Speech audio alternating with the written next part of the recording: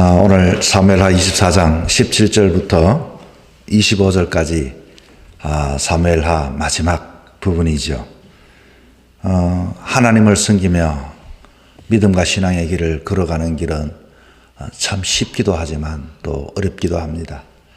그렇게 순탄한 그 믿음의 길이라 할지라도 그 믿음이 넘어질 때도 있고 실수할 수도 있고 때로는 하나님 앞에 잘한다고 했지만 또 나도 모르게 늘 온전하게 굳건하게 세워지는 삶을 살아가지 못할 때가 있습니다. 주어진 삶 속에 노력을 했지만 최선을 했지만 실패할 때도 있고 또 하나님 앞에서 불경을 저지를 때도 있게 되어지죠.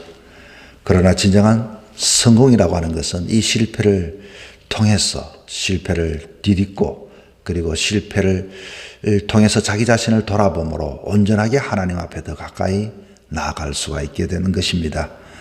로버트 실러 목사님께서는 하신 말씀 중에 너희 중에 얼굴에 난 상처가 있느냐? 그 상처를 별로 만들어라. 이렇게 이야기를 합니다. 이 상처와 별, 사실은 이 상처라고 하는 영어 단어는 scar, SCAR입니다. 그러나 별로 만들어라. 별이라고 하는 것은 star, 이 C라고 하는 단어를 T로 이렇게 딱 바꾸니 scar, 상처가 star, 별이 되었다. 그 말인 것입니다. 다윗이 어느 날 마음에 이런 생각이 들었죠. 늘 언제나 모든 자기의 그 걸음을 하나님께 다 맡겨드렸는데 그러나 자기의 주변의 것들이 풍부해지고 넉넉해지니 한번 헤아려 봤습니다. 누구든지 다 헤아려 볼 수는 있습니다. 그러나 인간의 마음속에는 헤아리면서 하는 생각을 가질 때가 있죠. 무엇입니까? 야, 이만하면 내가 이제는 죽지 않고 살 수 있겠구나. 이만하면 평안한 길을 갈 수 있겠구나. 이만하다고 하는 것은 자기가 쌓아왔던 노력, 자기가 쌓아왔던 재산, 자기가 가지고 있는 나름대로의 인위적인 그런 것이었는데 사실은 다윗은 그런 것들로 통하여 오늘까지 그의 길을 인도받은 것이 아니라 아무것도 없는 곳에서도 하나님께 전적으로 다 맡기고 살았는데 어느 한순간 그 헤아릴 수는 있지만 그것을 통해서 그 마음속에 하나님 제가 죄를 지었습니다 하고서 하나님께서 딱 지정하는 순간 그는 자기에 있는 그 나쁜 생각을 주님 앞에 내려놓게 되었습니다. 그럴 때 하나님께서는 오늘까지 그렇게 용감하고 그렇게 모든 것들을 하나님께 의지했던 그 다윗에게 다시 한 번 더 다윗을 온전하게 세우기 위해서 다시 한 번 더 단련시키는 채찍을 허락하셨죠. 세 가지의 재앙을 내렸습니다. 우리가 어제 24장 13절에 봤더니 어떤 것인가 하니 이 땅에서 7년 동안 내가 기근을 나리리라. 두 번째, 너희가 3개월 동안 적에게 쫓겨다니리라. 세 번째, 이 땅에 3일간 온역을 내리리라. 이 선택하라는 것입니다. 7년, 3개월, 3일. 우리는 또 여기 하나님께서 내어놓은 것에 대해서 또 머리를 쓰겠죠. 얻은 것이 쉬울까? 얻은 것이 가벼울까? 그러나 다윗은 하나님의 그 제안에 대해서 다 하나님께 맡겨드렸습니다.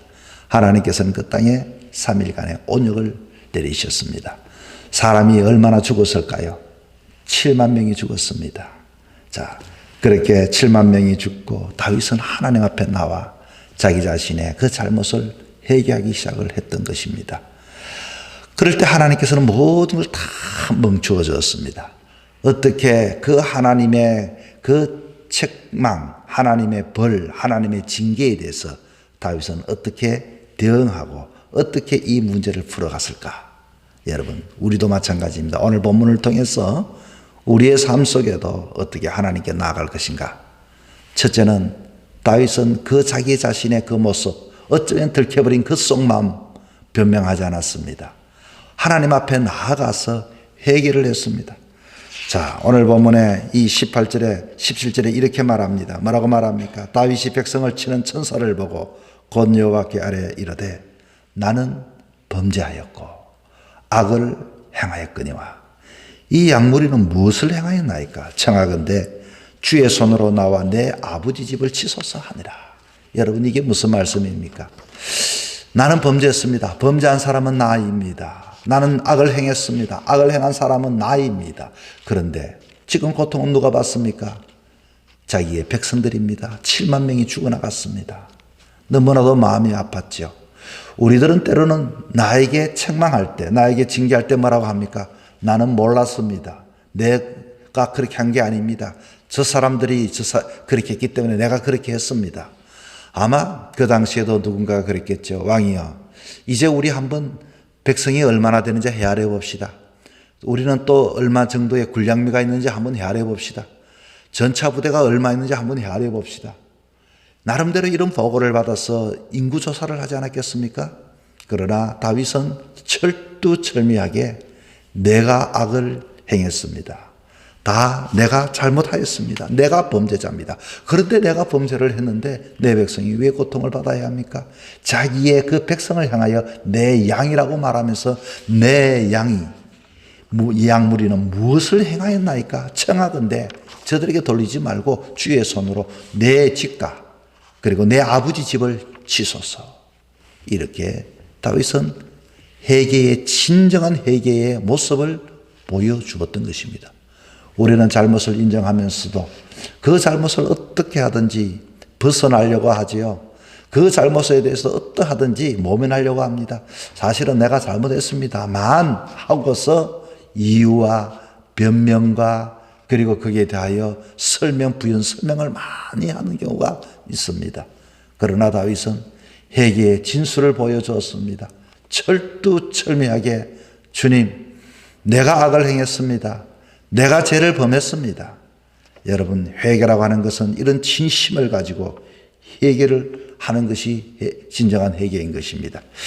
다윗의 장점은 뭘까요? 우리는 어떤 장점을 가지며 살아가야 할까요?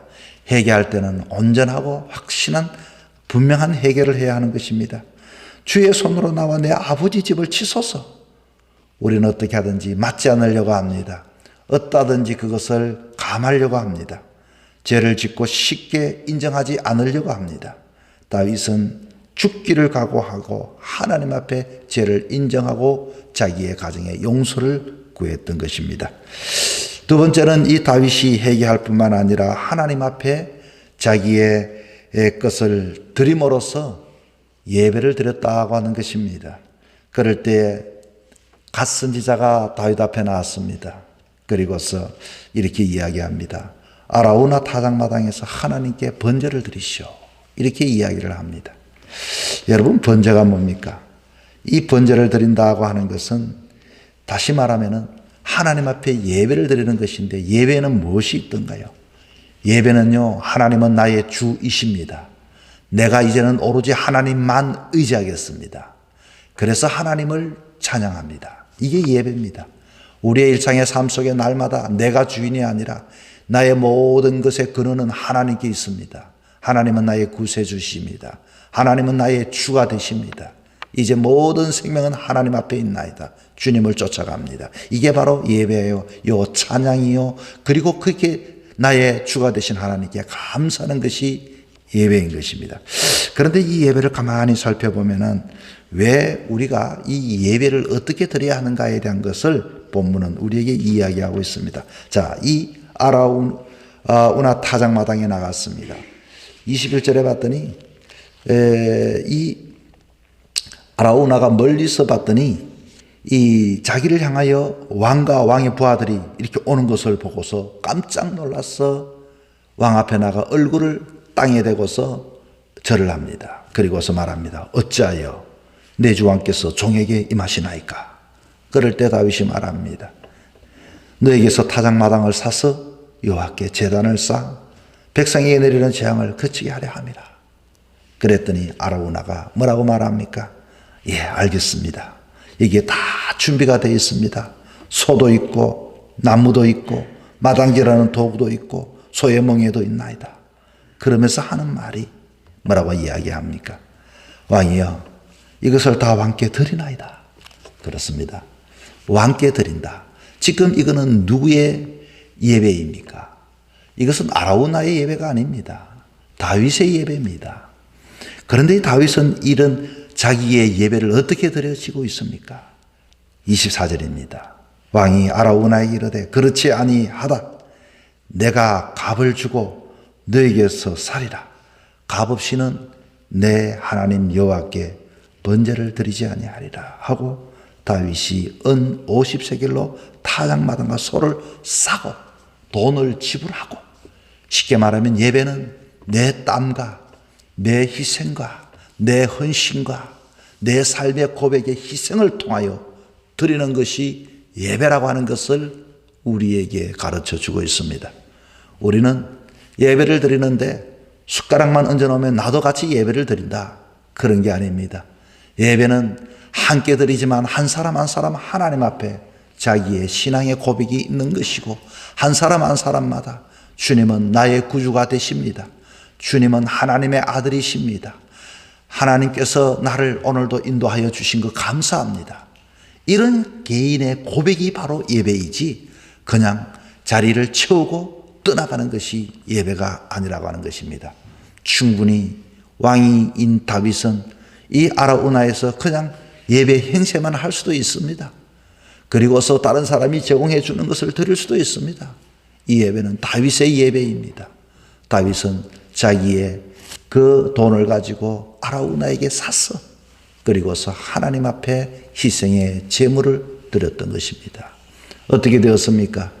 그 모든 것들이 다 이제는 멈춰버렸습니다. 여러분, 이것을 통해서 우리는 무엇을 깨닫습니까? 이게 다윗의 장점이요 강점인 것입니다. 우리도 세상의 삶을 살아가면서 주님, 내가 지혜가 없어서 잘못했습니다 라고 이렇게 이야기할 때는 그것뿐만 아니라 진정한 잘못에 대한 철저한 진정성의 문제를 가져야 하는 것입니다. 그리고 그 진정성의 문제는 하나님 앞에 내 개인의 헌신과 희생과 땀과 수고와 그와 같은 대가를 지불하는 하나님 앞에 그런 모습으로 나갈 때 하나님은 우리의 마음을 받아주시는 것입니다. 오늘도 하나님 앞에 이 하루를 살아갑니다. 10월 9일 2020년 10월 9일 오늘도 하나님이 저와 여러분에게 한 날을 주셨습니다. 어떻게 사시겠습니까? 연약하여 넘어질 수도 있습니다.